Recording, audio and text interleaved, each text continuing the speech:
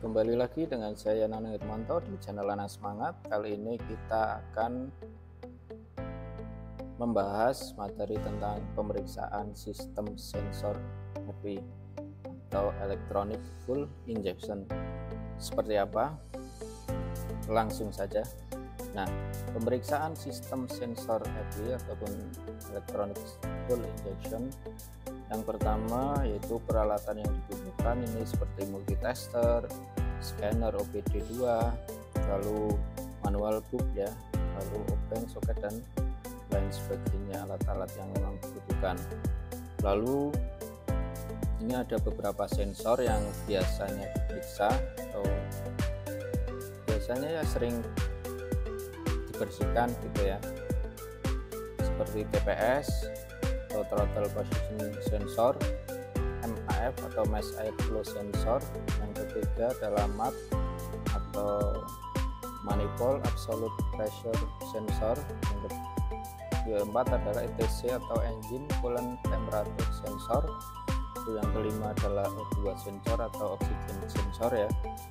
Selanjutnya adalah CKP crankshaft position sensor. Lalu yang terakhir adalah IAT intake air temperature sensor. Ini adalah sensor yang sering dicek, diperiksa, dibersihkan gitu ya. Lalu langkah-langkah umum untuk pemeriksaannya, yang pertama adalah identifikasi dan lepaskan sensor. Jadi sebelum melepaskan sensor, pastikan kunci kontak ini di off dulu. Lalu lepas konektornya ya, dan periksa kondisi fisiknya, apakah retak, kotor, berkarat ataupun longgar dan lain sebagainya ya. Jika terjadi hal demikian maka dibersihkan, kalau tidak bisa ya ganti gitu ya. Lalu periksa tegangan atau hambatan sensor dengan multimeter.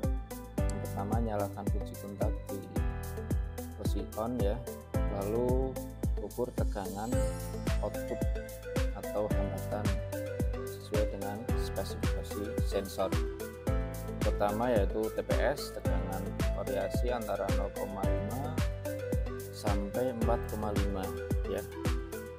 Lalu untuk ETC atau IAT ini hambatan di saat dingin ini menurun saat suhu naik, jadi tinggi pada saat dingin itu malah tinggi, dan pada saat suhu naik ini malah menurun. Lalu untuk sensor O2 ini tegangannya di kisaran 0,1 sampai 0,9 volt. Ini berubah ya di saat mesin hidup. Lalu yang ketiga langkahnya adalah periksa live data dengan scanner ya.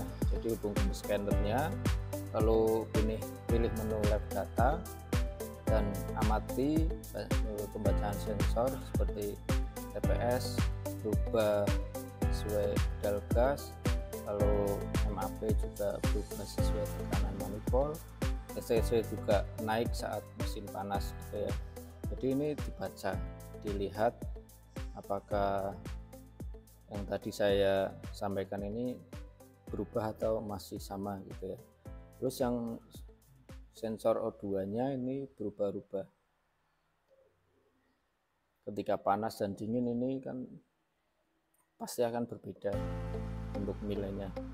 Lalu untuk yang 4 yaitu bandingkan nilai dengan spesifikasi pabrikan. Jadi manual book ini penting ya untuk sebagai acuan apakah ketika pembacaan di scanner ini sesuai dengan spesifikasi atau tidak ya.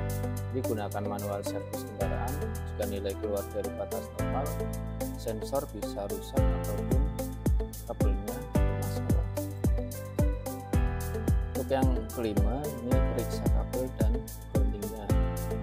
Jadi kontinuitas kabel dari sensor itu, grounding sensor terhubung dengan baik, ini dipastikan semua ya.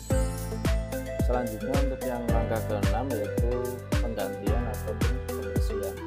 Jadi kalau memang kotor ya kita bersihkan, tapi memang jika terjadi kerusakan ya kita bisa melakukan penggantian seperti itu.